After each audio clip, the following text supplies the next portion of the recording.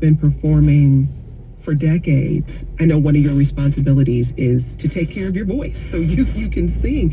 How have you protected your voice and kept it at this level of performance for so long? Well, I'm always singing. It's like the rest of your body. The voice is a muscle. The more you use it, a body in motion stays in motion. It's the same thing with your voice. The more you sing, the more you can sing. And so I'm always vocalizing, and I have a vocal coach that I work with once or twice a week, whether I'm performing or not. Especially if I'm not performing, so that I can keep that muscle active and working. And I'm always, songs just come to me.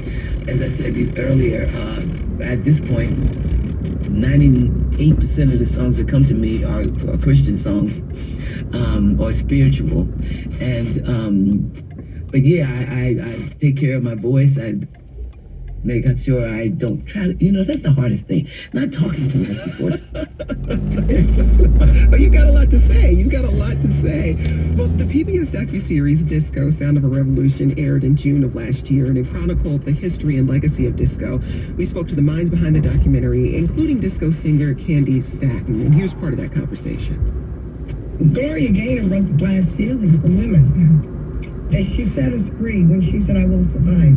I came right behind her with Young Hearts Run Free.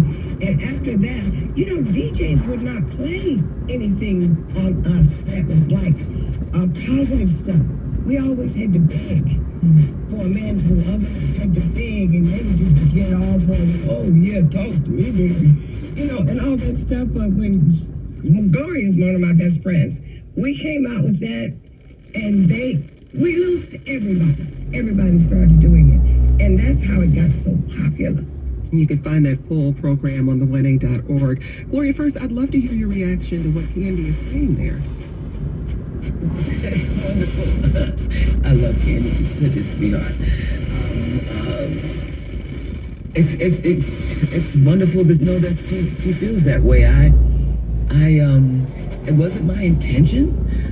But I'm certain glad it turned out that way. That I opened doors for other singers and for women to get their due in the business.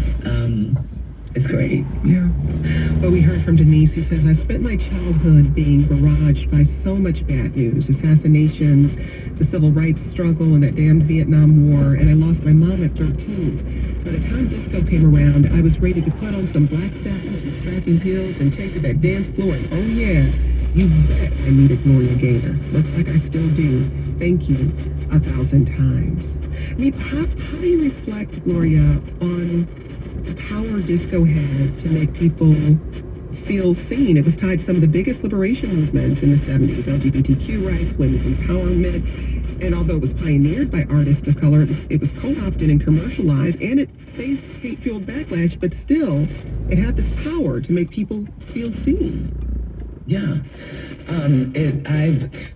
I feel honored, blessed to be a part of, to be one of the pioneers of this kind of music, because I recognize something that I don't think a lot of people recognize or even stop to think about. And that is that disco music is the only music in the history of music ever to bring together people from every age group, race, creed, color, nationality. It's the only music that's done that. When they did the reunification conference dinner and when the Berlin Wall came down, the music that they asked for at that event was disco music. I sang for that.